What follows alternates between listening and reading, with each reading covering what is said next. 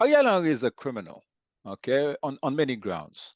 Not only is it a crime to present yourself as something that you are not, like he's an imposter. He was never named prime minister of Haiti. I mean, the country has a constitution that says how you become prime minister. And it certainly isn't that, some white people in Washington name you prime minister of Haiti and then you become prime minister of Haiti. It doesn't work that way. That's Okay? not in the Constitution. No, it's not. So he's a criminal, and there is provision for the Haitian society to try for high treason, people like Ariel Henry.